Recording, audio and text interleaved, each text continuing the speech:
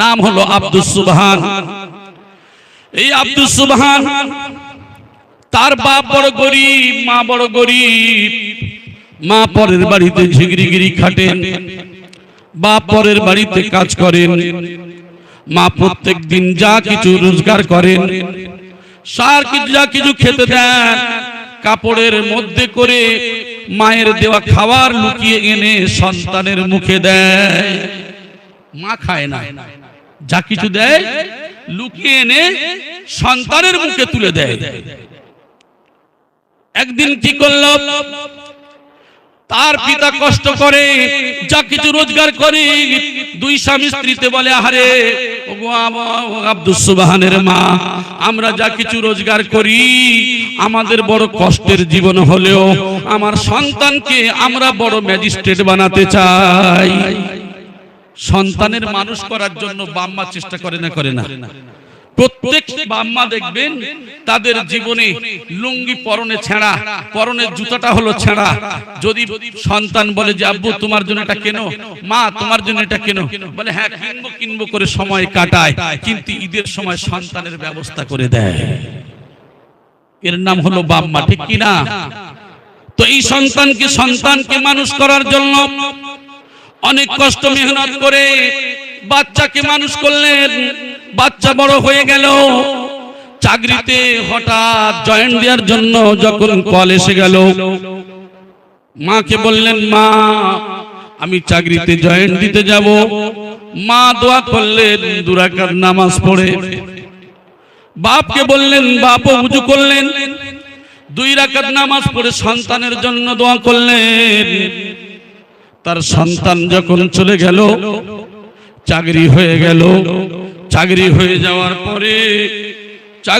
যাওয়ার পরে ওই জনমদুখিনী মায়ের কথা ভুলে গেল, বাপের কথা ভুলে গেল। সেখানে কি করলো, সেখানে থাকতে থাকতে নতুন করে বিবাহ করলো। বিবাহ করার পরে মাকে ভুলে গেল, বাপকে ভুলে গেল। কিন্তু মা বাপ তো কোন জায়গায় চাকরিতে জয়েন দিতে যাবে জানে না। জানে সন্তান অমুক দিন কথা দিয়ে গেছে চলে আসবে, সেই দিন পার হয়ে গেল, আসে না। মা আর বাপ কেঁদে কেঁদে যারে যারে হয়ে যায়। এমন করে কান্নাকাটি করতে করতে চোখ দুটো পিতার অন্ধ হয়ে গেল। অন্ধ চোখ নিয়ে আস্তে আস্তে করে তিনি কি করেন, যতটুকু যা ইনকাম করে কষ্টের সঙ্গে সংসার চলে। হঠাৎ করে একজন এসে খবর দিল, ও আব্দুস সুবহানের পিতা, ও আব্দুস সুবহানের মা, আপনার সন্তানের কি কোনো খবর পেয়েছেন? বলে কই না। বলছে খবর যদি না পান, অমুক জায়গার অমুক অফিসে তিনি যে বড় ম্যাজিস্ট্রেট হয়েছে। এই কথা শোনার পরে পিতার পরনে ছেঁড়া লুঙ্গি, ছেঁড়া গামছা গলায়, গায়ের গেঞ্জিটা হলো ছেঁড়া, পায়ে জুতা নাই। সন্তানের খোঁজে বার হয়ে গেল। বার হয়ে যাওয়ার পরে আস্তে আস্তে করে সন্তান যখন অফিসের সম্মুখে যায়, অফিসের সম্মুখে যেতে যেতে সন্তান লক্ষ্য করে দেখেন আমার পিতা আসে। দেখার পরে না দেখার ভান করলো, না দেখার ভান করলো, কিন্তু গেটে দরওয়ান লাগানো আছে। দরওয়ানকে বলছেন আমি উপরে যাব। বলছে আপনি কোথায় যাবেন? বলে উপরে যাব। বলে সম্ভব নয়। বলছে আপনাদের যে দরওয়ান, আপনাদের যে ম্যাজিস্ট্রেট, তিনি হলো আমার সন্তান। কেউ কোনোদিন বিশ্বাস করবে বলে মনে হয়? ধমক দিচ্ছেন। বলে তুমি কি বলো, আপনি কি বলেন? এটা তো সম্ভব নয়। আপনার সন্তান একজন ম্যাজিস্ট্রেট হতে পারে, আর আপনার শরীরের পোশাকটা এমন হতে পারে, এটা তা হতে পারে না। বলছে হ্যাঁ আমার সন্তান। এরপরেও অনেক পীড়াপিড়ি করার পরেও উপরে উঠতে দিলেন না, ঘাড় ধাক্কা দিয়ে বসিয়ে দিলেন। বলছে আপনি অপেক্ষা করুন, আমি উপরে যাই। উপরে যাওয়ার পরে বলছেন স্যার নিচের দিকে তাকিয়ে দেখুন ওই ব্যক্তিটাকে। বলছে ওই ব্যক্তিকে, উনি কি আপনার পিতা? দরওয়ানকে ধমক দিয়ে বললেন, ওরে পাগল, তুমি কি জানো আমি এখানকার একজন ম্যাজিস্ট্রেট, আর আমার পিতার অবস্থা এমন হতে পারে? ও হলো আমার বাড়ির চাকর, আমার বাড়ির চাকর। এই কথা যখন বলেছেন আর ধমক দিলেন দরওয়ানকে, দরওয়ান তো রাগান্বিত হয়ে নিচে এসে ঘাড় ধাক্কা দিতে শুরু করেছে। ঘাড় ধাক্কা যখন দিচ্ছেন, আপনি তার বাড়ির চাকর হয়ে আপনি কথা বললেন কি করে? সেই সময় আব্দুস সুবহানের পিতা দাঁড়িয়ে দাঁড়িয়ে বলেছিলেন, হে আমার কলিজার টুকরা সন্তান, শোন, আমরা বড় কষ্ট করে তোকে মানুষ করেছিলাম। আজকের চোখ থাকতে তোর পিতামাতাকে চিনতে পারলি না, তবে তোর চোখ থাকতে তুই দেখতে পাসনি, আল্লাহ চাইলে তোর দুটো চোখ অন্ধ হয়ে যাবে। এই কথা বললেন।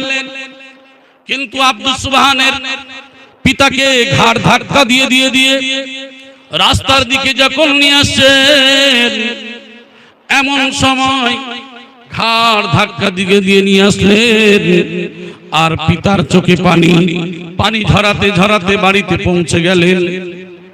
আসার পরে মা বলেন, ওগো আমার প্রাণের স্বামী, আপনার চোখের পানি কেন, কি হয়েছে? আমার আব্দুস সুবহানের খবর কি পেয়েছো? বলে, হ্যাঁ, আব্দুস সুবহানের খবর পেয়েছি বটে, কিন্তু আমরা আব্দুস সুবহানের পিতামাতা হতে পারি নাই, আমরা হলাম তার বাড়ির চাকর, আমরা হলাম তার বাড়ির চাকর।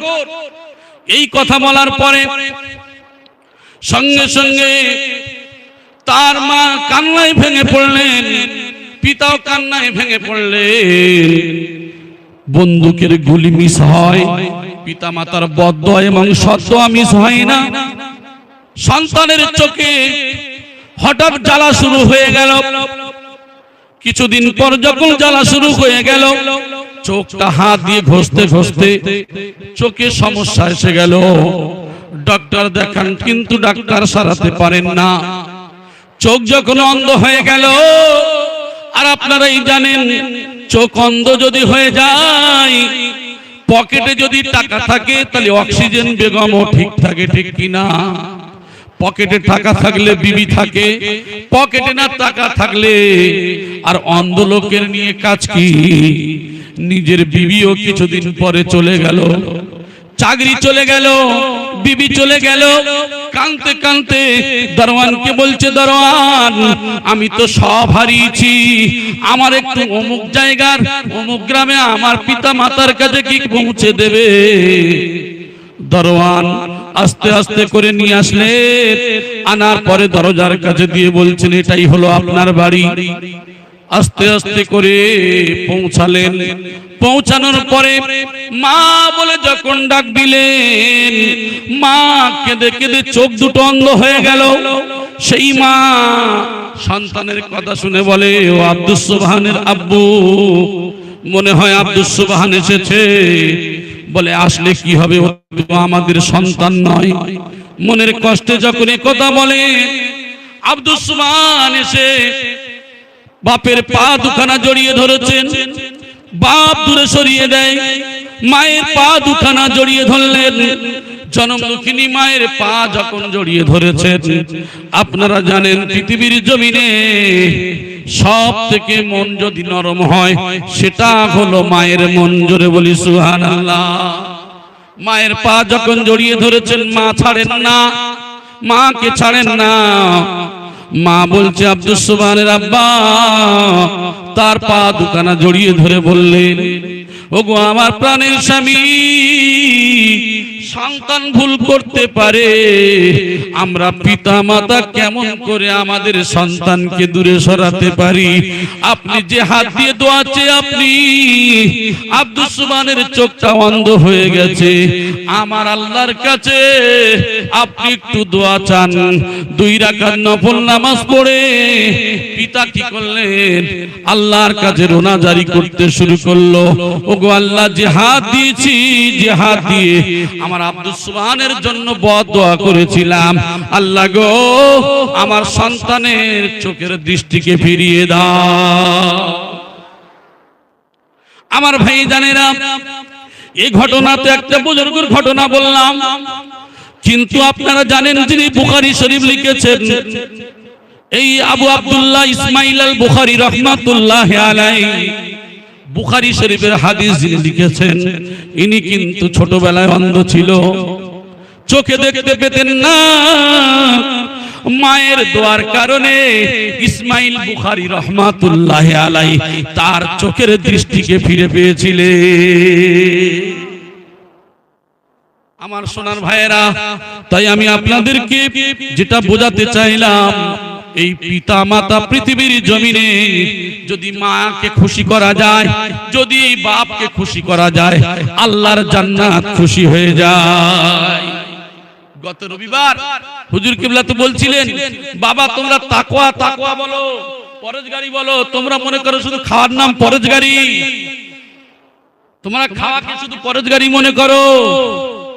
এমন মানুষ আছে নামাজ পড়ে, রোজা রাখে, ওয়াজিফা পড়ে, যাকাত দেয়, হজ করে, দুনিয়ার সব ভালো কাজ করে, কিন্তু বাম্মার দেখো না।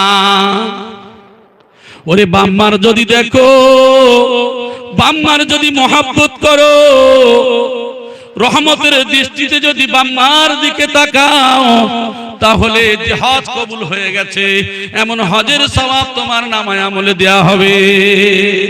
আল্লাহর নবীর এক সাহাবী বলেন, ইয়া রাসূলুল্লাহ, ইয়া হাবিবাল্লাহ, হুজুর আমি যদি 112 তাকাই, বারবার যদি তাকাই, আল্লাহর নবী বললেন যতবার রহমতের দৃষ্টিতে তাকাবে ততবার তোমার হজের সওয়াব লেখা হবে। আল্লাহর নবীর হাদিস। তাহলে বাম্মা কি আছে? এই বাম্মাকে বর্তমানে আমরা দেখি না। আমি এর আগেও ঘটনা অনেক এ সম্পর্কে আলোচনা করেছিলাম। অধিকাংশ শিক্ষিত মানুষ যারা, তারা দেখবেন তাদের সন্তানদেরকে বেশিরভাগই কোথায় রেখে আসে? বৃদ্ধাশ্রমে। বৃদ্ধাশ্রমে রেখে আসে।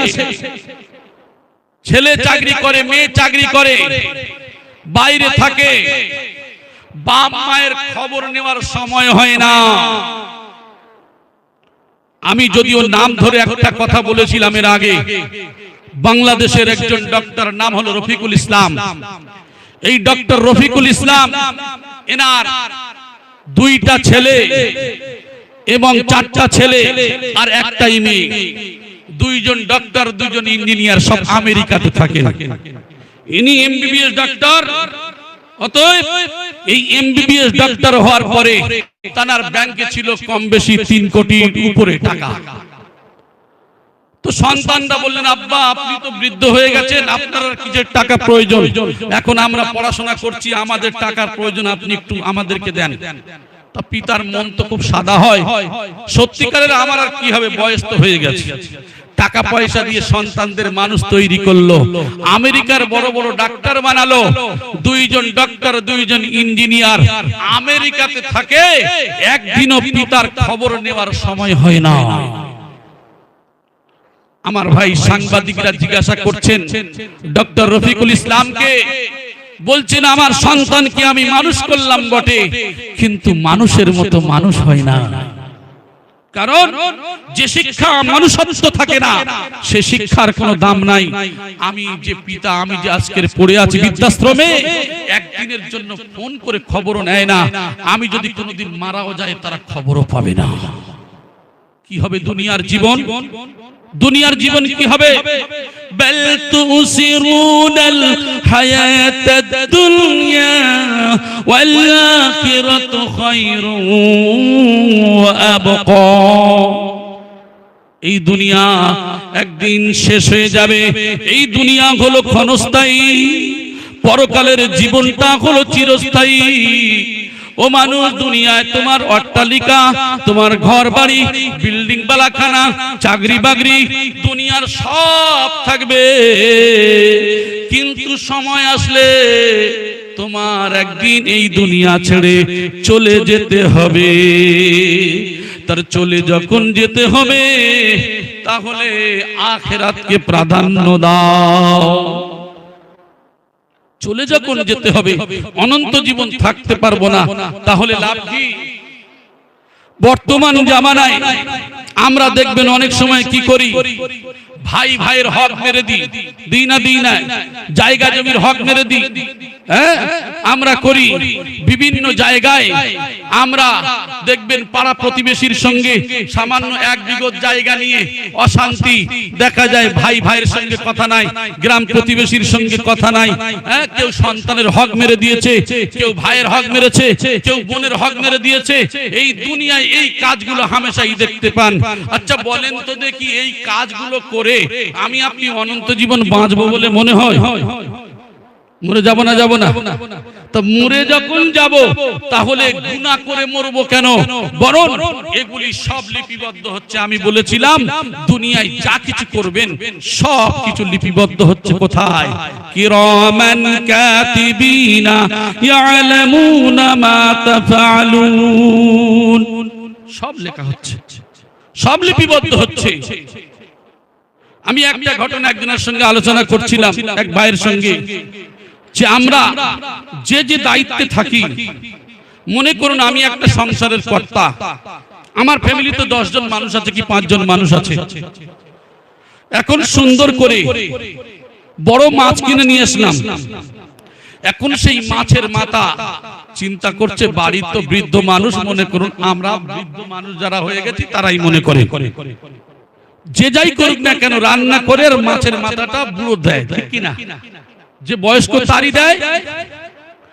আর এখন তো বৃদ্ধ মানুষদের কি দেবে, এখন ছেলের বউরা খাবে, ঠিক কিনা? হ্যাঁ, তো যাই হোক, এখন মনে করুন প্রত্যেক দিন আমার বা আপনাকে দেয়, আমাদেরকে দেওয়ার পর কেন আমি ইনকাম করি, আমি বড় বড় মাছ আনি, তা মাথা কার দেবে? আমার দেয়। আমরা কি করলাম, আমি একবার খেলাম, আবার আনলাম, আবার দিল, আবার খেলাম।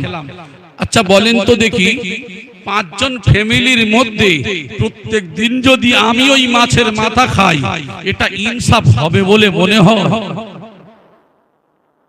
আমি নাম বলছি না, ওলি আল্লাহ কেমন করে হয়, ওলি আল্লাহ কেমন করে হয়, আমি ওলি আল্লাহর পুরো নাম ধরে বলছি না।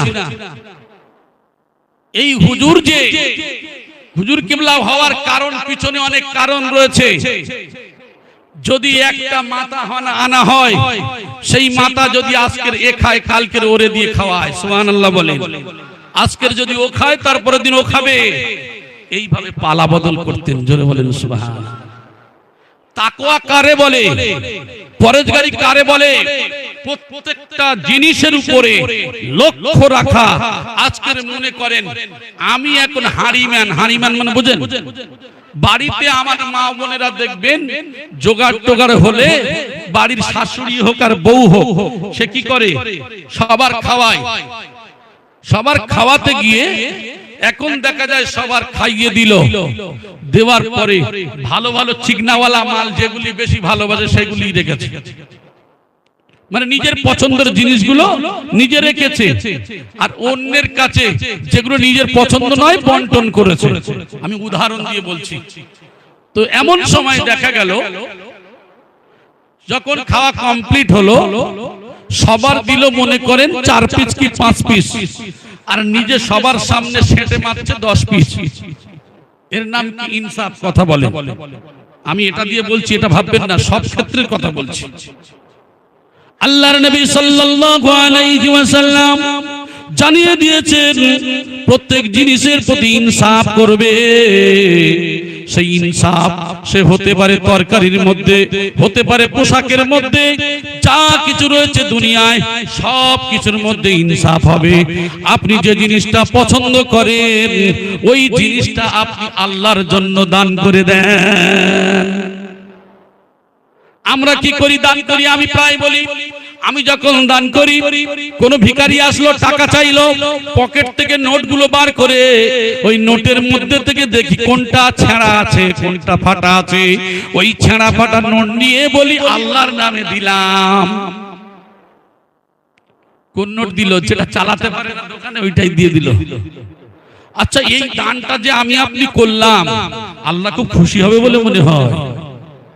আমার সোনার ভাইয়েরা, যেটা আপনার পছন্দ, যেটা আপনার মনের কাছে ভালো, ওই জিনিসটাকে আপনি আল্লাহর জন্য দান করুন। আসমা বিনতে আবি বকর রাদিয়াল্লাহু তাআলা আনহা আসমা, হযরতে আবু বকরের মেয়ে আসমা কি করলেন, একদিন তিনি দান করলেন আর বলল, মা তুমি যখন দান করবে তোমার প্রিয় জিনিসটা দান করবে, আর তুমি যখন দান করবে গুনে করবে না, যদি গুনে করো আল্লাহ সওয়াব গুনে দেবে, আর যদি গুনে না গুনে দান করো আমার আল্লাহ ওই গুনাহ ছাড়া সওয়াব দেবে। জোরে বলি সুবহানাল্লাহ। ও আমার ভাই জানেরা, প্রত্যেকটা জিনিসের মধ্যে ইনসাফের কথা বললাম। আপনি ঈদের সময় আসলে আপনার বিবির জন্য এনেছেন 2000 টাকার শাড়ি, আর আপনার বোন গরিব, বোনাই কিনে দিতে পারে না, দুলা ভাই কিনে দিতে পারে না, কি করি? বোনের জন্য আনতে হবে 250 টাকা দামের শাড়ি, 300 টাকা দামের শাড়ি। আর যদি বলে তার মনের আশা আকাঙ্ক্ষা প্রত্যেকবারে নিজের বিবির জন্য 2500-3000 টাকার শাড়ি, আর বোনের জন্য আনলো 200-250 টাকার শাড়ি। আচ্ছা বলেন তো দেখি, যদি আলাদা ভাবে পিছনে দেয় তবুও ঠিকই আছে, যদি সামনাসামনি দেয় মনে কষ্ট হয় না? হয় না? আমার ভাই জানেরা, কোরআনে কারীম বলছে ইয়াসআলুনাকা মাযা ইউনফিকুন কুল মা আনফাকতুম মিন খায়রিন ফালিল ওয়ালিদাইনি ওয়াল আকরাবিন ওয়াল ইয়াতামা ওয়াল মাসাকিন ওয়াবনিস সাবিল। আল্লাহ জানিয়ে দিচ্ছে বান্দারে কোথায় খরচ করবি সর্বপ্রথম। আল্লাহ জানিয়ে দিল, নবী আপনার উম্মতদেরকে জানিয়ে দেন, আমার বান্দাদেরকে জানিয়ে দেন, সর্বপ্রথম যদি খরচ করতে হয় ওই খরচটা হবে নিজের বাপ মায়ের জন্য। জোরে বলি সুবহানাল্লাহ। বাপ মায়ের জীবনে খাবার কিনে দিই নাই, বাপ মা খেতে পায় নাই, বন্ধুর জন্য অ্যারেঞ্জমেন্ট হলো 10টা তরকারি, আর বাপকে দিলাম এমন করে লেজার দিকে যে দাকা, পিছনের দাকা, পিছনের একটা লেজা দিয়ে দিলাম, হয়তো এক সাইড খেয়ে কাঁটা তুলে দিলাম। আমার ভাই জানেরা, এখন সাইডে বসিয়ে দিলাম, এদিকে এখন যাবে না, আমার বন্ধু বান্ধব আসবে, তাকে সাইডে বসিয়ে খেতে দিলাম। আবার বন্ধুর সঙ্গে টুরিস্টে বেড়াতে যাবে, কোথায়? আজমির শরীফে বেড়াতে যাবে। আজমির শরীফে বেড়াতে গেল বন্ধুর সঙ্গে, 10 জন 20 জন মিলে গেল, সেখানে গিয়ে হাজার হাজার টাকা কি করলো? ডেগে মেরে দিল। ডেগে মেরে দিল, এর কাছে ঝাড়িয়ে নিল, ওর কাছে ফু দিয়ে নিল, সেখানে কিছু দিল। বাড়িতে বাপের কাছে জীবনে 1 কেজি ফল কিনে দেয় নাই, কিন্তু ওখানে গিয়ে 500-1000 টাকা ভিখারির হাতে দিচ্ছে বন্ধুর দেখানো। বন্ধুর বউ দেখবে, সেখানে 500-1000 টাকা হাতে দিয়ে দিচ্ছে, আর বাড়িতে নিজের বাপকে জীবনে কোনোদিন একটা আপেলও হাতে এনে দেয় নাই। আল্লাহর কোরআন বলছে ইয়াসালুনাকা মাযা ইউনফিকুন, সর্বপ্রথম খরচ যদি করতে হয় তোমার পিতামাতার জন্য করবে। কারণ সন্তান তোমার মায়ের গর্ভের মধ্যে তুমি যখন এসেছিলে, একটা দিন নয়, 2 দিন নয়, 10 মাস 10 দিন রাখার পরে জনম দুঃখিনী মা কত যন্ত্রণা, কত কষ্ট সহ্য করার পরে দুনিয়ার জমিনে প্রসব বেদনা যে কত কষ্ট মা বোনেরা জানে। ওই জনম দুঃখিনী মা যখন ওটি ঘরে গিয়েছিল, যখন লেবার রুমে নিয়ে যাওয়া হয়েছিল, স্বামীকে ডেকে বলে, প্রাণের স্বামী আপনার সঙ্গে সংসার করেছি, জীবনে কত অন্যায় করেছি, ভুল করেছি, যদি কোনো অন্যায় করে থাকি ক্ষমা করে দেবেন। কারণ মেয়েদের পেটে বাচ্চা আসা আর প্রসবের সময় মৃত্যুর সমপরিমাণ।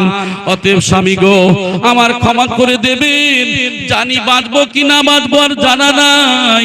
যখন তাকে নিয়ে যাওয়া হলো, ওই বাচ্চা হওয়ার একটা পেন আসে, মনে হয় আসমান ভেঙে যেন মাথায় পড়ে।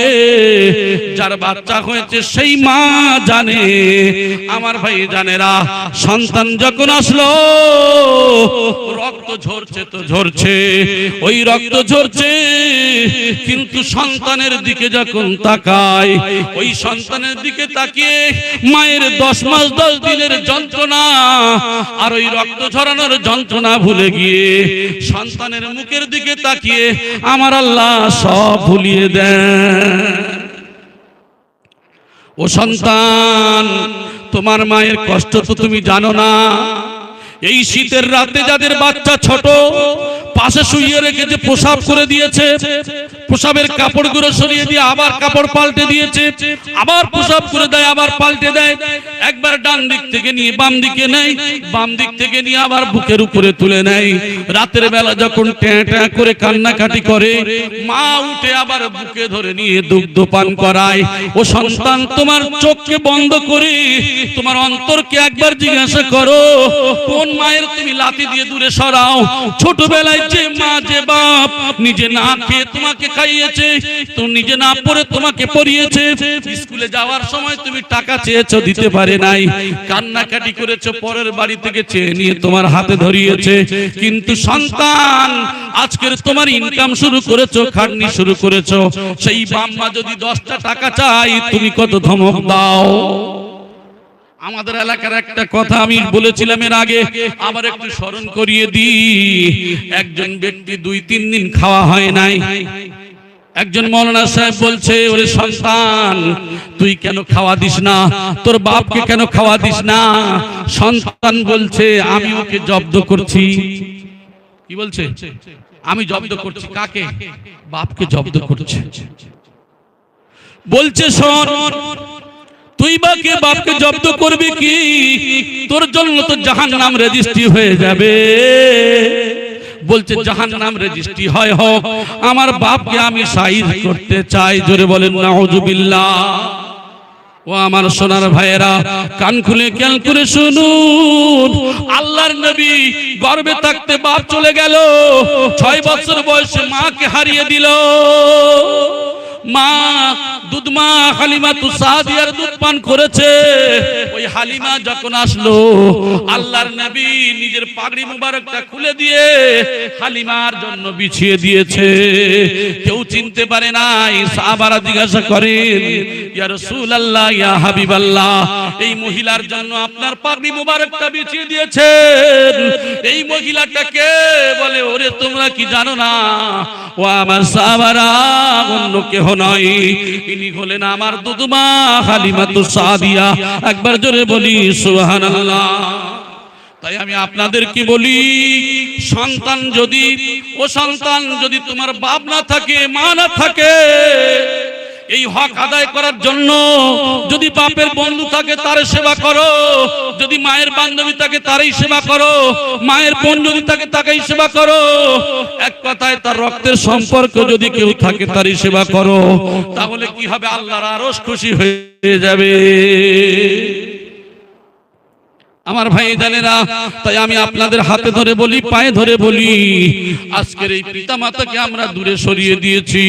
এই জন্য করে আল্লাহ পাক রব্বুল আলামিন বললেন, ওয়াবিল ওয়ালিদাইনি ইহসানা, পিতা মাতার প্রতি সৎ ব্যবহার করো। আর খরচ যদি প্রথম করতে হয়, সর্বপ্রথম তোমার আগে দুনিয়ার যত কিছু আছে সব থেকে প্রথম খরচটা হবে তোমার পিতা মাতার জন্য। জোরে বলেন সুবহানাল্লাহ। তারপরে কি? ওয়ালিয়াতামা, তারপরে বলা হয়েছে ইয়াসআলুনাকা মাযা ইউনফিকুন কুল মা আনফাকতুম মিন খায়রিন ফালিল ওয়ালিদাইনি ওয়াল আকরাবিন। তারপরে হলো তোমার নিকটবর্তী যারা আছে, নিকটবর্তী হলো আপন বোন, নিকটবর্তী হলো আপন ফুফু। এমন যদি হয়, আমি বলেছি হঠাৎ বোন ঈদের সময় আসছে, ঈদের সময় আসে, দেখা যায় ভাই কলকাতায় যাবে, বাস থেকে নামান উঠবে, বোন নেমেছে, এমন সময় দেখে বুঝতে পেরে গেছে সর্বনাশ, আমার বোন এসেছে মানে কিছু চাইবে, বোন এসেছে কিছু চাইবে। বলছে দাদা আমি এসেছি একটু দরকার ছিল। বলে এখন কেন এলি বল? বা বাড়িতে এসেছে ভাইয়ের সঙ্গে দেখে, বলছে দাদা আমার কিছু দরকার। বলছে তুই তো আসিস শুধু এই করতে আসিস, এখন কিছু নেই চলে যা। বলে না বলে না।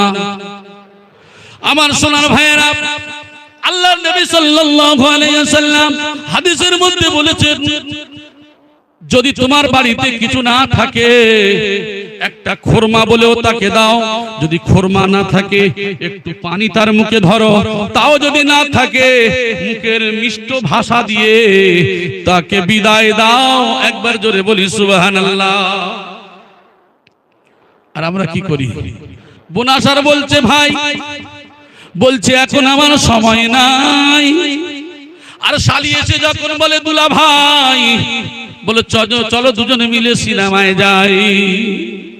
বোন এসে যখন চায় টাকা পায় না, আর শালি এসে যখন বলল দুলা ভাই চলো বাজারে যাই, বলে মার্কেটিং করতে হবে। বাজারে যাওয়ার পরে ফ্যাশন মার্কেটে গেল, আপনার সেখানে যাওয়ার পরে বলে কি নিবি বল।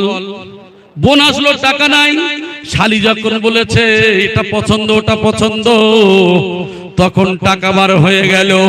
খরচ করতে হবে কোথায় আর করলি কোথায়? আল্লাহ বললেন আল্লাহ করবি, তোমার নিকটবর্তী যারা হবে। অনেকেই বলবে তাহলে শালি কি নিকটবর্তী নয়? তবে বোনের থেকে শালি নিকটবর্তী হতে পারে না। এটা হলো তোমার রক্তের বোন, আর ওটা হলো তোমার বউয়ের রক্তের বোন। অতএব তার উপরে আপনার হক নেই তা বলবো না, হক আদায় করুন। কিন্তু বোনের হক মেরে দিয়ে আপনার শালির হক মেটাবেন, এটা শরীয়ত হুকুম এইভাবে দেয় নাই। আমার সোনার ভাইয়েরা, এই জন্য করে আমি বলেছি ওই বাড়ির মহিলা কাল কিয়ামতের ময়দানে জিজ্ঞাসিত হবে, হে আমার বান্দি তুমি তোমার বোনকে যখন দিয়েছিল, তোমার ননদকে যখন দেয় নাই, এ সম্পর্কে তাকেও জিজ্ঞাসা করা হবে। ঠিক তদ্রূপ আমি বলেছি যে যে ব্যাপারে দায়িত্বশীল সেই ব্যাপারে তাকে জিজ্ঞাসা করা হবে। যে যার উপরে দায়িত্ব থাকবে তার সেই ব্যাপারে জিজ্ঞাসা করা হবে। সেই দিন কিন্তু ওই হাত থেকে কেউ বাঁচতে পারবে না, কেউ বাঁচতে পারবে না। তাহলে আমার আপনার কি করতে হবে? সেই বাঁচতে গেলে আল্লাহর হুকুমকে মেনে নিতে হবে, রাসূলের তরিকাকে মেনে নিতে হবে। তাই বলছে ওয়াল আকরাবিন, তোমার নিকটবর্তী যারা আছে তাদের প্রতি তুমি দান করো। আমরা কি করে থাকি? আমরা সেগুলি করি না, বরং আমরা বাইরে গিয়ে অনেক দান ধ্যান করি। আমি নাম বলবো না, আপনাদের এই সমস্ত এলাকাতে অনেক ভাই আমাদের চোখে পড়ে, অবাক হয়ে যায়, খুব দুঃখ লাগে। নিজের বোন আছে, নিজের ভাগনা আছে, এমন এমন ব্যক্তি আছে যারা কষ্টের জ্বালায় যাকাতের টাকা খায়। আর আপনি ধনী মানুষ, আপনি কি করেন? আপনি বড় বড় ব্যক্তিদেরকে তাদের বিভিন্ন বড় বড় জায়গায় আপনি তাদের সুবিধা করে দিচ্ছেন। দুনিয়াবি দান দেখিয়ে কোনো লাভ নাই। যা কিছু করবেন যদি আল্লাহর জন্য না হয়। আমাদের পুশিদা হুজুর কেবলা, যিনি গদ্দিনসীন হুজুর কেবলা আছেন, তিনি বারবার কথা বলেন, বাবা তুমি যে দানটা করবে, এই যে তুমি এই যে বলছো আমি এত টাকা দান করেছি অত টাকা দান করেছি, এই কথাটা বলা মানে তুমি কি বোঝাতে চাইছো? কার মানে তুমি যে দান করেছো তুমি সেটা দেখানো দান করলে, হ্যাঁ তোমার ওই দান আল্লাহর কাছে কবুল হবে না। ডান হাত যদি দান করে বাম হাত যেন না জানে, তাহলে এই যে দান 70 গুণ সওয়াব বেশি পাবে। জোরে বলেন সুবহানাল্লাহ। তবে প্রকাশ্যে দান করতে পারেন মানুষকে উৎসাহ দেওয়ার জন্য, কিন্তু মানুষকে উৎসাহ দেওয়া যেমন তেমন আমি তো হাওয়া মারানোর জন্য আমি দান করি যদি, তাহলে কি হবে? জি, আমি যদি হাওয়া মারানো দান করি তাহলে এটা ধরা পড়তে হবে। এই জন্য করে মানুষ অহংকারী। এখন যদি বলা যায় এই স্টেজের মধ্যে আমার নামে যদি বলেন হাফেজ, কারি, মাওলানা, মুফতি, শায়েখ, অমুক তমুক দিয়ে এখন বলেন অমুক সাহেব, আমি মনে করছি বাবারে তো আমি ফুলে কোলাগাছ হয়ে গেলাম। হাক্কানি আঞ্জুমানে এই আলেমদের যে প্রচার মাইকে বলেন না কেন, তার কারণ যদি বলা যায় হাফেজ কারি মাওলানা মুফতি এক সুমধুর ভাষী কোকিল কণ্ঠী অমুক সাহেব যদি বলা যায় তখন মনে হবে শয়তান কি করে, শয়তান ওয়াসওয়াসা দিয়ে মানুষের মনের মধ্যে শয়তান কি করলো, কানে পুশ করে অহংকারকে বাড়িয়ে দিল। আমার ভাই, এই জন্য করে সামান্যতম অহংকার নিয়ে কোন কাজ করলে সেটা বেকার হয়ে যাবে। আর আপনি যদি সামান্য কাজ আল্লাহর জন্য করেন তাহলে আপনি এই দুনিয়া এবং পরকালে দুই জায়গায় শান্তি পাবেন। তাহলে আমাদের কাজ কি করতে হবে? আল্লাহর জন্য করতে হবে। এই জন্য করে বাইজিদ বুস্তামি রহমাতুল্লাহ আলাইহি এই যে ঘটনাকে অনেকেই ঠাট্টা করেন, বলেন এগুলি মিথ্যা ঘটনা। আমার সোনার ভাইরা, আমি বলেছি ওলি আল্লাহর কোন ঘটনা হলে অনেকেই এই কথা বলেন। বাইজিদ বুস্তামি রহমাতুল্লাহ আলাইহি তার সন্তানের কাছে তার মা বাপ এমন করে শুধু পানি চেয়েছেন, পানি চাওয়ার কারণে পানি ছিল না, পানি আনতে গেছেন দূরে। পানি আনার পরে ঘুমিয়ে পড়েছেন, মাতার কাছে দাঁড়িয়ে রয়েছে। বাইজিদের মা ঘুমিয়ে পড়ার পরে ঘুমাতে ঘুমাতে ফজর হয়ে গেল। ফজরের আজান হলো, আজানের সময় তিনি উঠে পড়লেন। ওঠার পরে দেখেন বাইজিদ মাতার কাছে দাঁড়িয়ে আছে, হাতে গ্লাস নিয়ে। বলছে, ও বাইজিদ তুমি এখানে দাঁড়িয়ে আছো কেন বাবা? ওগো আমার আম্মা জান, আপনি পানি চেয়েছেন, আমি পানি দিতে পারি নাই, পানি বাড়িতে ছিল না, পানি দূরে আনতে গিয়ে আপনি ঘুমিয়ে পড়েছেন, তাই একটু দেরি হয়ে গেছে। আইসে দেখি আপনি ঘুমিয়ে পড়েছেন, তাই আপনার এখানে আমি দাঁড়িয়ে আছি। আমি জানি আমি যদি গ্লাসটা রেখে চলে যাই তাহলে আমার মার ঘুম ভেঙে যাওয়ার পরে অনেক কষ্ট হবে, আমার মার পিপাসা আমি মেটাতে পারবো না। এই জন্য করে আমি জানি এই ওঠে এইভাবে আমি মাথার কাছে দাঁড়িয়ে দাঁড়িয়ে দাঁড়িয়ে দাঁড়িয়ে ও আমার মা ফজরের আজান হয়ে গেছে, আপনি এখন উঠেছেন। জনম দুঃখিনী মা সন্তানের হাতের গ্লাসটা নিলেন। শীতের রাত, সন্তানের হাতটা সাদা হয়ে গেছে। গ্লাসটা রেখে উজু সেরে নামাজে দাঁড়িয়ে নামাজে বসার পরে দোয়া করছেন, আল্লাহ আমার বাইজিদ কি আল্লাহ কুতুবুল আলম বানিয়ে দি।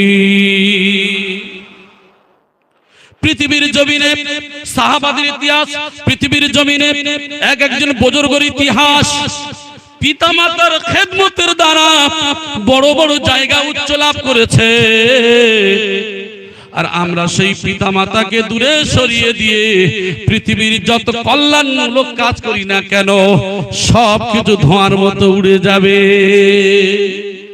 তাই আমি আপনাদেরকে বলি, ওয়াবিল ওয়ালিদাইনি ইহসানা, পিতামাতার প্রতি সৎ ব্যবহার করো। তারপরে ওয়াল জারিল কুরবা ওয়াবিজিল কুরবা ওয়াল ইয়াতামা ওয়াল মাসাকিন। এটা তো আমি বলেছি, আলোচনা করেছি, তার মধ্যে একটু টাচ দিয়েছি, সেটা হলো নিকট আত্মীয় ইয়েতিম যারা আছে, মিসকিনদের সাথে ভালো ব্যবহার করো। বাপ নাই মা নাই, ইয়েতিম বাচ্চা অনেকে আছে, মিসকিন বাচ্চা অনেকে আছে। সুন্দর করে তুমি বাড়িতে বিরিয়ানি রান্না করো, বিরিয়ানির সেন্ট বাইরে চলে যায়, এতিম মিসকিন বাচ্চা দাঁড়িয়ে দাঁড়িয়ে ফেল ফেল করে তাকিয়ে আছে। আর বাড়ির কর্তা সাহেব ধমক দিয়ে বলছে, তুই ওখানে দাঁড়িয়ে আছিস কেন, চলে যা, তাড়িয়ে দেয়। তবে আপনাদের মেদিনীপুর জেলার কথা বলতে চাই না, আমাদের এলাকার দক্ষিণ 24 পরগনার কথা বলছি। একজন ইয়েতিম বাচ্চা, যে বাচ্চা আপনি এমন খাদ্য খাচ্ছেন, যে বাচ্চা দাঁড়িয়ে আছে আপনি সেই বাচ্চার দিকে তাকালেন না। আল্লাহর নবীর ঘটনা একটা বলি, আল্লাহর নবী সাল্লাল্লাহু আলাইহি ওয়াসাল্লাম বলেন, তোমরা যদি কোনো খাবার খাও, সেই খাবারের প্যাকেটটা নিয়ে ওই খাবার নিয়ে যদি তোমার প্রতিবেশী এতিম যারা তোমার আশেপাশে যারা আছে যদি তাদের দিতে পারো তাহলে তোমরা দিও। আর যদি দেওয়ার সামর্থ্য না থাকে ওই প্যাকেটটা এমন জায়গায় ফেলে দিও যেন তাদের চোখে না পড়ে। আল্লাহ নবী সাল্লাল্লাহু আলাইহি ওয়াসাল্লামের এক একটা কথাও ঘটনা কতটা শিক্ষা রয়েছে এখানে। যে আপনি মনে করুন একটা মিষ্টি খেলেন, মিষ্টির প্যাকেটটা ফেললেন, অন্যান্য বাড়ির এমন গরিব অনাথ অসহায় রয়েছে যারা প্যাকেটটা দেখার পরে তাদের মিষ্টি তো দূরের কথা খেতে পায় না, মিষ্টি নিয়ে প্যাকেটটা নিয়ে তারা অনেক সময় বাচ্চারা তুলে তুলে দেখে, ঠিক কি না? আল্লাহ নবী সাল্লাল্লাহু আলাইহি ওয়াসাল্লাম বললেন ওই প্যাকেটটাকে এমন জায়গায় ফেলে দাও যেন না তাদের চোখে পড়ে। সুবহানাল্লাহ। ইসলাম প্রত্যেকটা জিনিসের উপরে কতটা খেয়াল রেখেছেন। আমার আপনার রাসূলের তরিকাটা কত সুন্দর ছিল। আমি আপনি কিভাবে সেগুলিকে নষ্ট করেছি আমার ভাই, এখন আমি আপনাদেরকে সেই কথাই বোঝাতে চাচ্ছি। আল্লাহ রাসূল সাল্লাল্লাহু আলাইহি ওয়াসাল্লাম, যদিও আমি সেই হাদিসের মধ্যে এখন যেতে পারিনি, এখন 2-4 ঘন্টা সময় লাগবে। এই হাদিসের মধ্যে এখানে বলা হয়েছে যে আল্লাহর নবীর সাহাবীকে বলছেন, আমার সাহাবী তুমি যখন তরকারি রান্না করবে ওই তরকারি একটু পানি বেশি করে দাও, একটু ঝোলটা বাড়িয়ে দাও, তোমার প্রতিবেশীর দিকে লক্ষ্য করে ওই তরকারির ঝোল দিয়ে সামান্য একটু তরকারিটা তার হকটা আদায় করো। জোরে বলি সুবহানাল্লাহ। একটু পানি দিয়ে ঝোল বাড়িয়ে দাও। কেন বললেন? পাশের লোক খেতে পায় না আর আমি বিরিয়ানি কালিয়া কোফতা সবকিছু করে খাচ্ছি। অনেকেই 2-4 খান 5 খান তরকারি করে খাচ্ছি, অনেকেই দেখবেন ভালো খাচ্ছি বিলাসিতার সঙ্গে মালমাত্তা নষ্ট করছি, আবার নতুন কোয়ালিটিতে বিবাহ বাড়িতে যাই, যে কোনো আপনার অনুষ্ঠানে যাই, ভালো করে গোশ মাছ ডিম যদি দেয় ভালো করে চেটে পুটে খেলে বলবে এরা হলো লুব্ধ। কি বলে? এরা হলো খোঁচা, এরা হলো লুব্ধ, এরা হলো পেটু, যে যার ভাষায় বলেন। আচ্ছা বলেন তো দেখি, আল্লাহর নবী বললেন যেটা তুমি খাবে থালাটা পরিষ্কার করে চেটে পুটে খাবে, অর্থাৎ পরিষ্কার পরিচ্ছন্ন করে খাবে। আর আমরা নতুন নিউ স্টাইল বার করেছি, যদি ভালো করে চেটে পুটে খাই বলে এরা কি? এরা হলো লুব্ধ, এরা হলো পেটু। রাসূলের সুন্নাতটাকে আমরা ঘুরিয়ে দিয়েছি। এই জন্য করে আল্লাহ সুবহানাহু ওয়া তাআলা যে রিজিক দিয়েছেন এই রিজিককে কমি করে দেন, এই রিজিকের মধ্যে বরকত থাকে না। দেখবেন যে মানুষটা বিলাসিতায় কাটাতো আস্তে আস্তে করে তার কাজ কাম বিভিন্ন জায়গায় তার ক্ষতি খারাপির মধ্যে পড়ছে, যে ইনকাম ছিল ইনকাম কমে গেছে, তার বরকত কমে গেছে, সমস্যার সম্মুখীন হয়ে ওই মানুষটা আস্তে আস্তে করে অনেকে এমন আছে 2 তলা 10 তলা বাড়ি থেকে এখন ফকির হয়ে গেছে, আছে না নাই? আল্লাহ যে তার মধ্যে যে রিজিক দিলেন, যে নিয়ামত দিলেন, সেই নিয়ামতের শুকরগুজারি সে করতে পারে না। আমার ভাই জানেরা, তাই আমি আপনাদেরকে যে কথা বলতে চাচ্ছি, আল্লাহর নবী সাল্লাল্লাহু আলাইহি ওয়াসাল্লাম এই শিক্ষা দিলেন। এমনকি একজন মহিলা কি করলেন, তার স্বামী মারা গেছে যুদ্ধের ময়দানে, তিনি দ্বিতীয়বারে বিবাহ করলেন, কিন্তু সন্তান তার বাড়িতে যায়, মা বড় ভালোবাসে, কিন্তু সেই পিতার সহ্য হয় না, কষ্ট হয়, কষ্টের যন্ত্রণা মাকে বলে, মা পিতা যখন মারা গেল তুমি তো অন্যকে বিবাহ করলে, কিন্তু সে তো আমার ভালোবাসে না। মা চোখের পানি ফেলে দিয়ে বলে, বাবারে তুই আমার নারী ছেঁড়া ধন, তোকে তো আমি বড় মহাব্বত করি, কিন্তু সে তো তোরে ভালোবাসে না। কিন্তু এতিম সে তো বোঝে না, এতিমের মায়া এতিম বোঝে। যা যা আব্দুল্লাহর বেটা মোহাম্মদ অমুক রাস্তা দিয়ে আসবে, ওই রাস্তাতে গিয়ে তুই অপেক্ষা কর। ওই সন্তান গিয়ে রাস্তায় দাঁড়িয়ে আছেন, আল্লাহর নবী আসার পরে বলছে, কে বাবা তুমি কেন দাঁড়িয়ে আছো?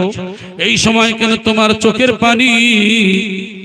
ওই সময় বলে, তোমাকে বলে তো আমার কোনো লাভ হবে না, আমি বলবো আব্দুল্লাহর বেটা মোহাম্মদকে বলবো। আল্লাহর নবী বললেন, ও বাবা, কলিজার টুকরা সন্তান, বলো বলো কি হয়েছে? আমি অন্য কেহ নই, আমি গোলাম আব্দুল্লাহর বেটা মুহাম্মদ সাল্লাল্লাহু আলাইহি ওয়াসাল্লাম। কোলে তুলে নিলেন। আল্লাহর নবীর কাছে যখন ঘটনা বললেন, আল্লাহর নবী নিজে নিয়ে বাড়িতে চলে গেলেন। আয়েশাকে বললেন, আয়েশা রে, আমি তোমার জন্য তোহফা এনেছি। আয়েশা রাদিয়াল্লাহু তাআলা আনহাকে বললেন, আয়েশা, বাপ আর বাচ্চা ইসলামের জন্য যুদ্ধ করে বাপ চলে গেছে, মা অন্য জায়গায় বিবাহ বসেছে, কিন্তু সন্তানকে তার বাপ দেখে না, মা তার দুঃখ করলো, কিছু করার নেই। তাই আমি তোমার জন্যই কলিজার টুকরা সন্তানকে এনেছি। সন্তানকে বললেন, বাবা রে, তোমার মা আছে, বাপ নাই। আমি নবী মুহাম্মদ সাল্লাল্লাহু আলাইহি সাল্লাম যদি তোমার বাপ হই, আয়েশা যদি তোমার মা হয়, তাহলে কি তুমি মেনে নিতে পারবে না?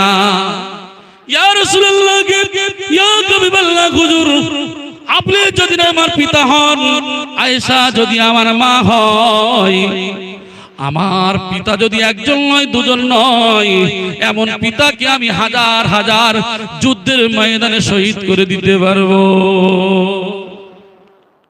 আমার আপনার নবী ছিল ইয়েতিম, আমার আপনার নবী ছিল মিসকিন, যে নবীর বাপ নাই, মা নাই। আজকের আমার আপনার পাড়াতে এমন মানুষ খুঁজলেও পাওয়া যায় যাদের বাপ মা নাই। ঈদের সময় এসেছে, তোমার সন্তানদেরকে তুমি পোশাক কিনে দাও, ওই ইয়েতিম মিসকিন বাচ্চার জন্য তুমি সামান্য পয়সা খরচ করে যদি একটা পোশাক কিনে দাও, ওই সন্তান বড় খুশি হবে। ও আমার সোনার ভাইরা, ওই সন্তান খুশি হবে। আমার আল্লাহ পাক রব্বুল আলামিন তোমার জন্য নিশ্চয় আমার আল্লাহ পুরস্কার ঘোষিত করবে। তাই বলল, তোমরা কি করবে? তোমরা ইয়েতিম মিসকিনদের দিকে লক্ষ্য করবে।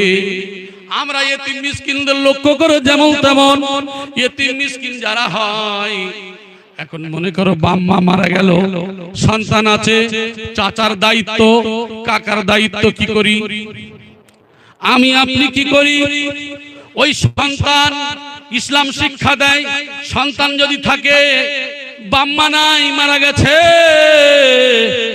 ওই সন্তান বড় হওয়ার পরে, সাবালক বা সাবালিকা হওয়ার পরে, তার সঠিকভাবে প্রয়োজন মতো তার জিনিসটা আমানত হিসাবে তুমি রেখেছিলে, আর আমানতটা তার হাতে তুলে দিয়ে বুঝিয়ে দেওয়া, এর নাম হলো ইসলাম। জোরে বলি সুবহানাল্লাহ।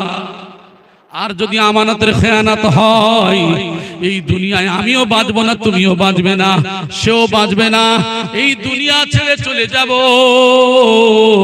আর যে যতটুকু জায়গার হক মেরেছে, 7 তবক জমিন ও আসমান, এই পরিমাণ জমিন নিয়ে ওই ব্যক্তির ঘাড়ে লটকানো হবে। কথা বুঝতে পেরেছেন না পারেন? মনে করুন একটা বিগত আপনি চুরি করেছেন, একটা বিগত কারোর হক মেরেছেন, ওই এক বিগত পরিমাণ জায়গা, 7 তবক জমিন যত বড়, এইভাবে ততটুকু নিয়ে আপনার আমার গলায় ঘাড়ে যদি লটকানো হয়, আমি আপনি রাখতে পারবো বলে মনে হয়? ও আমার সোনার ভাইয়েরা, কাল কিয়ামতের ময়দানে এই মানুষগুলি যখন হাসরের ময়দানে দাঁড়িয়ে থাকবে, কমপক্ষে 50,000 বছর দাঁড়িয়ে থাকবে। 50,000 বছর দাঁড়িয়ে থাকার কারণে ওই ঘাম ঝরবে শরীর থেকে, 2 ঘন্টা টেনে দাঁড়াতে কষ্ট হয়, বসার জায়গা চাই, ঠিক কিনা? ঘাম ঝরবে, কারোর হাঁটুক ডুবে যাবে, কারোর কোমর ডুবে যাবে, কারোর কান পর্যন্ত ডুবে যাবে, কেউ যে ওই ঘামের সাগরে হাবুডুবু খাবে। ওই কষ্ট সহ্য করতে না পেরে আদম আলাইহিস সালামের কাছে যাবে। ও আমাদের আদি পিতা আদম, আমাদের আদি পিতা আদম, আপনি আমাদের জন্য সুপারিশের জন্য আল্লাহকে বলেন। আদম বললেন, আমি পারবো না। নবী নূহ আলাইহিস সালামের কাছে নবী যাবে, হে নবী নূহ, আমাদের জন্য আল্লাহর কাছে বলেন যেন বিচার নিয়ে নেয়। সেও একই কথা বলবে। আবার যাবে হযরত ইব্রাহিম আলাইহিস সালামের কাছে, আপনি তো আমাদের জাতির পিতা, আপনি বলেন, ওই একই কথা বলবেন। মুসার কাছে যাবে, নবী মুসা, আল্লাহকে বলেন আমাদের জন্য তাড়াতাড়ি বিচার নিয়ে নি, আর কষ্ট সহ্য হয় না। নবী ঈসার কাছে যাবে, এ নবী ঈসা আমাদের জন্য হিসাব নেওয়ার জন্য ব্যবস্থা করুন। সব নবীরা একটাই কথা সেদিন বলবেন, নফসি নফসি নফসি নফসি নফসি নফসি। আমার উপায় কি, আমার উপায় কি, আমার উপায় কি, আমার উপায় কি? কারা বলবেন বলেন তো? নবীদের ভাষা। নবীরা যদি সেই দিনকে তারা বলে আমার উপায় কি, আমার উপায় কি, আমার আপনার মতো মানুষদের পরিস্থিতি কি হবে? সেই দিনকে নবীদের ভাষা যদি এমন হয়, একমাত্র যখন আখেরি পয়গম্বর নবী মুহাম্মদ রাসূলুল্লাহ সাল্লাল্লাহু আলাইহি ওয়াসাল্লামের কাছে যাবে, আমার আপনার নবী সিজদায় পড়ে কাঁদবে। আল্লাহ বলবে, ও নবী সিজদা থেকে মাথা উঠান, আর সিজদায় পড়ে থাকবেন না। সব সহ্য করতে পারি, আপনার চোখের পানি সহ্য হয় না।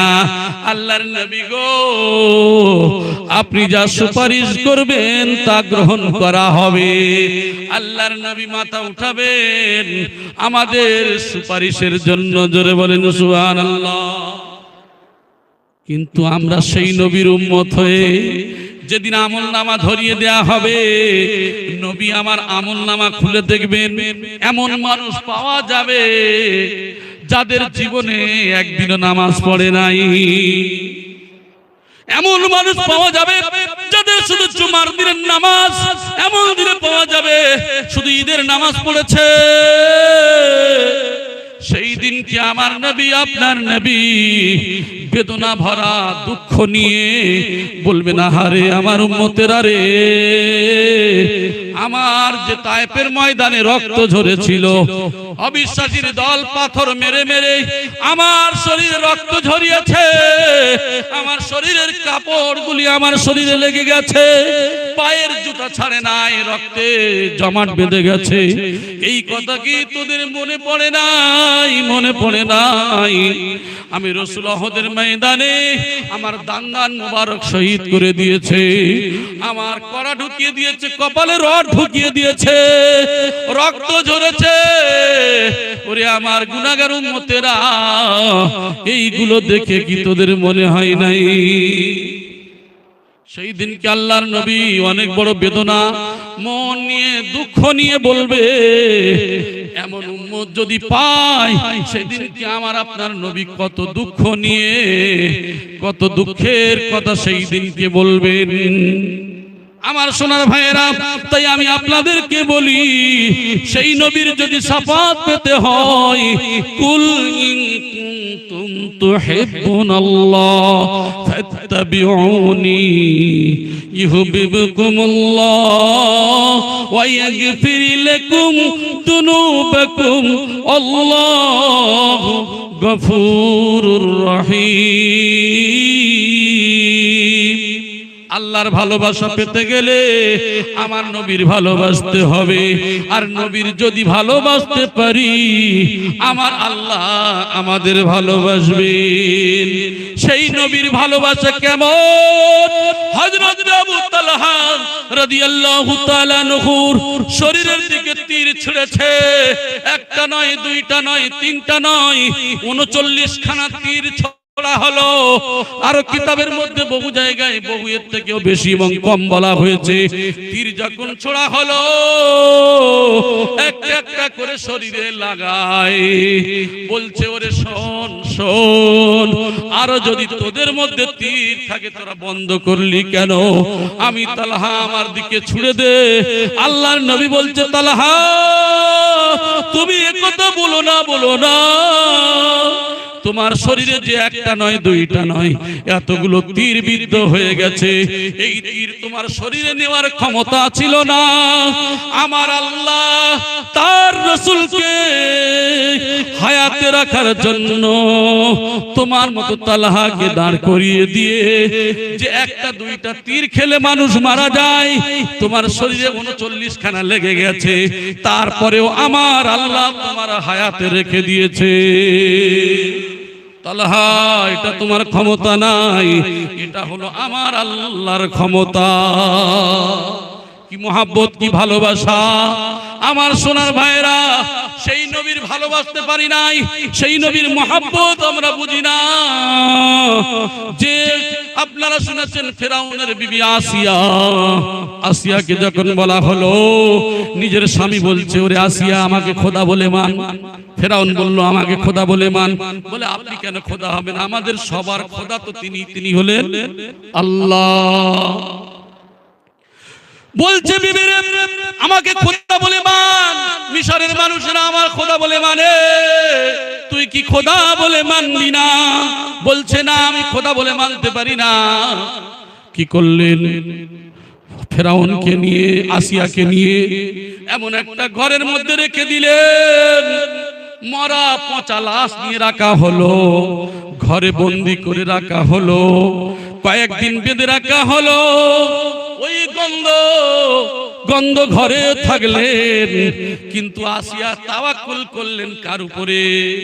ওয়ালা রাব্বিহিম ইয়াতাওয়াক্কালুন। মুমিন যারা হবে এদের ভরসা আল্লাহর উপরে হয়। আমার সোনার ভাইরা, একদিন গেল, 2 দিন গেল, কয়েকদিন পরে জল্লাদকে ডাকা হলো, এ জল্লাদ আমার বিবি আসিয়ার কি পরিবর্তন হলো গিয়ে শোন। যাওয়ার পরে বলছে বলেন আপনি কি এই যে খোদা বলে মেনে নেবেন? কিছু হলো না। বলছে না, সবার খোদা হলেই তিনি হলেন আল্লাহ, আল্লাহ ছাড়া কোনো রব নাই। শেষে ফেরাউন কি বলছে, আমার বিবি রে, তুই হলি আমার প্রাণের বিবি, অন্তত পক্ষে আমার কানে কানে খোদা বল। আসিয়া বললেন না না, আপনি হলেন আমার স্বামী, আমার রব হলেন আল্লাহ। কি করা হলো? তবে তুই যদি শুনে না থাকিস, জাল্লাদকে বলা হলো তেলের কড়া ফিট করো। তেলের কড়া ফিট করা হলো, ওই কড়াতে তেল ঢালা হলো, উত্তপ্ত গরম করা হলো, ফুটছে তেল। বড় ছেলেকে ডাকা হলো, বড় ছেলেকে নিয়ে কড়ার উপরে চাপিয়ে দেয়া হলো। রক্ত মাংস সঙ্গে সঙ্গে উত্তপ্ত গরমের মধ্যে গলে গেল। বলছে আসিয়া বল, এইবারে আমাকে খোদা বলে মানবি কিনা? বলে না। দ্বিতীয় ছেলেকে ডাকা হলো, আবার ওই রূপ দেয়া হলো, আবার জ্বলে পুড়ে সরকার হয়ে গেল। তৃতীয় ছেলে ডাকা হলো, চতুর্থ ছেলে ডাকা হলো, পঞ্চম ডাকা হলো, একের পরে এক সব ডাকে আর দিয়ে দেয়। আর বলে আসিয়া বল, আমাকে খোদা বলে মেনে নিবি কিনা? বলে যে সন্তানকে 5টা দিতে পারে। আসিয়া আল্লাহকে আল্লাহ বলে মেনে নিয়েছে, তোমাকে আল্লাহ বলে আমি মানতে পারি না। ও আমার সোনার ভাইরা, শুধু তাই নয়, আসিয়ার কলিজার টুকরা কোলের সন্তানকে বাপ ডাক দিলেন। ফেরাউন বলছে আয় বাবা। আর সন্তান যদি ডাকে, দেখবেন বাপ যদি ডাকে সন্তান তো ঝাঁপিয়ে যায়, কিন্তু ও যে নিষ্ঠুর পিতা, জল্লাদ পিতা, ও তো বাচ্চা জানে না। বাচ্চা কি করলো, বাপের কোলে গেল। ওই বাপ নিয়ে সন্তানকে কি করলো, নিয়ে ছোট বাচ্চাকে নিয়ে, নিষ্পাপ ছেলেকে নিয়ে তেলের উপরে যখন দিল, সঙ্গে সঙ্গে গলে ছাই হয়ে গেল, সঙ্গে সঙ্গে তেলের সঙ্গে মিলিয়ে গেল। এরপরে বলছে আসিয়া, তোর তো 6টা ছেলেকে দিয়েছি, এইবারে বল খোদা বলে মেনে নিবি কিনা? বলছে শোনো ফেরাউন, আপনাকে স্বামী বলে মেনে নিতে রাজি আছি, যে 6টা সন্তানকে দিতে পারে ওই আসিয়া নিজের জীবনের মায়াও করে না। কি করলেন? আসিয়াকে তক্তার উপরে পেরেক গেতা হলো, শুইয়ে দেয়া হলো, শরীরে পেরেক মারা হলো। তারপরেও বলে না, সম্ভব নয়। তারপরে কি করলেন? এমন পেশাই দিলেন, হাড় গোড়গুলো ভেঙে শরীরের থেকে রক্ত ঝরে। আসিয়া তারপরেও আল্লাহর হুকুম থেকে নড়ে নাই, রসুলের মহাব্বত থেকে সামান্য পরিমাণ সরে নাই। জোরে বলি সুবহানাল্লাহ। এই সমস্ত ব্যক্তিদের সম্পর্কে আল্লাহ বলে, ইন্নাল্লাহা ইশতারা মিনাল মুমিনিনা, ইন্নাল্লাহা ইশতারা নিশ্চয়ই আমি আল্লাহ এই সমস্ত মুমিনদের জান ও মালগুলোকে আমি ক্রয় করে নিয়েছি। কিসের বিনিময়ে? বিআন্না লাহুম জান্নাহ, আমি জান্নাতের বিনিময়ে আমি ক্রয় করে নিয়েছি। তারা হলো কারা? এই সমস্ত মহিলা, এই সমস্ত পুরুষ যারা আল্লাহর মহব্বতে, যারা নবীর মহব্বতে ভালোবাসায়, বিশেষ করে সেই সময় আল্লাহর যে মহব্বত করেছেন, রব বলে ফেরাউনকে স্বীকার করে নাই, রব বলে তাকে একমাত্র আল্লাহকে স্বীকার করেছেন। দেখেন তাদের জীবন উৎসর্গ হয়ে গেছে, তবু আল্লাহর দ্বীন থেকে সরে নাই। জোরে বলি সুবহানাল্লাহ। আমাদের কত আরামে আছি, আয়েশে আছি, তারপরেও সেই রবকে ভুলে গেছি। সামান্য বর্তমানে এসআইআর নিয়ে আমরা অনেকেই ঘুম ছেড়ে দিয়েছি, খাওয়া ছেড়ে দিয়েছি, ঠিক কিনা? এই সামান্য পেরেশানির মধ্যে, মানুষের দেওয়া পেরেশানিতে পেরেশানি হয়ে অনেকে কি করছে? গলায় দড়ি, বিষ খাওয়া করে না, করে না? এইগুলি করছে, কিন্তু মানুষ তো ভাবে না এই যে এখানে তো শেষ নয়, হয়তো ধরে নিয়ে ডিটেনশন ক্যাম্পে দিক, মৃত্যু দিক, মেরে দিক, যাই হোক মরে তো যাবে। যাবে কার কাছে? আল্লাহর কাছে। তাহলে সেই জায়গার জন্য যে কিছু করার দরকার ছিল সেটা আমাদের মগজে নাই, সেটা আমাদের মগজে নয়। এই জন্য করে মোমেন যারা হয়, এদের এই সমস্ত ভয় এদের দিলের মধ্যে থাকে না। এরা জানে দুনিয়ায় মরলে কি আর বাঁচলেও কি। মুমিন যারা হয় তারা কি করে? মৃত্যুর জন্য তৈরি হয়ে থাকে। আমার সোনার ভাই, তাই মুমিন কোনোদিন কাপুরুষ হয় না। মুমিন হয় ইমানদার। মুমিন যারা হয় তারা হয় সব সময়ের জন্য বীর পুরুষ। জোরে বলেন সুবহানাল্লাহ। আমার আপনার রাসূল যখন সঙ্গী, এটা বলে শেষ করে দিচ্ছি, সঙ্গী সাথীদের নিয়ে যখন তিনি গেলেন হজ করতে যাওয়ার পরে শরীর অসুস্থ, জ্বর ভাব, তো হাঁটছেন, হাঁটা দেখে অবিশ্বাসীর দল, আবু জাহেলের দল বলছে, আরে মুহাম্মাদের দলের অবস্থা দেখ, এদের শরীর অসুস্থ, এদের কি অবস্থা। এইভাবে যখন ঠাট্টা করতে শুরু করলো, আল্লাহর নবী সাল্লাল্লাহু আলাইহি সাল্লাম বললেন, তোমরা কি করো? তোমরা বীর সেনাদের মতো তোমাদের বুক ফুলিয়ে ফুলিয়ে তোমরা তাওয়াফ করতে থাকো। আজ পর্যন্ত হাজী সাহেবরা গেলে দেখবেন ওই যে হজের সময় যায়, প্রথম 3 চক্কর রমল করতে হয়। রমল বলতে মানে দৌড়ে দৌড়ে যেমন চলে, বীর সেনারা যেমন চলে বুক ফুলিয়ে ফুলিয়ে, আর এইভাবে দৌড়াতে দৌড়াতে আপনার রমল করতে হয়। অতএব আমাদের শরীর অসুস্থ নয়, আমরা মুসলিমরা, আমরা হলাম বীর পুরুষ। সেটাই আল্লাহ রাসূল সাল্লাল্লাহু আলাইহি ওয়াসাল্লাম হুকুম দিলেন এবং সেইভাবে কি করলেন? ওই হজ করতে শুরু করলেন। জোরে বলি সুবহানাল্লাহ। কিয়ামত পর্যন্ত এগুলি চালু থাকবে। আমার বলার উদ্দেশ্য হলো এগুলি যে আজকে মুমিন মুত্তাকি পরেজগার যারা হবে, ভয় থাকবে, তাকুল্লাহ, আল্লাহর ভয় থাকবে। আল্লাহর ভয় যদি থাকে আর নবীর তরিকা যদি মেনে চলতে পারি, আপনি যে যেখানে যে অবস্থায় থাকেন না কেন, আমি আপনি হব কামিয়াব। দুনিয়া ইনকাম করবেন, দুনিয়া চাকরি করবেন, ব্যবসা করবেন, আল্লাহ তো নিষেধ করেন নাই। আপনি সকালবেলা ফজরের নামাজ পড়ে হালাল উপার্জনের জন্য যে যে প্রফেশনে আছেন, আপনি বার হয়ে গেলেন, আপনি জোহরের সময় জোহরের নামাজ পড়লেন, করলেন দুনিয়ার কাজ, ইবাদতে লিখলো আমার আল্লাহ। জোরে বলেন সুবহানাল্লাহ। 24 ঘন্টা দুনিয়ার কাজ, ঘুমানো হলো, নামাজের টাইমে নামাজ পড়লেন, কিন্তু 24 ঘন্টা ইবাদত লিখলেন আল্লাহ। জোরে বলেন সুবহানাল্লাহ। পুরস্কার উম্মতে মুহাম্মাদীর জন্য পুরস্কার।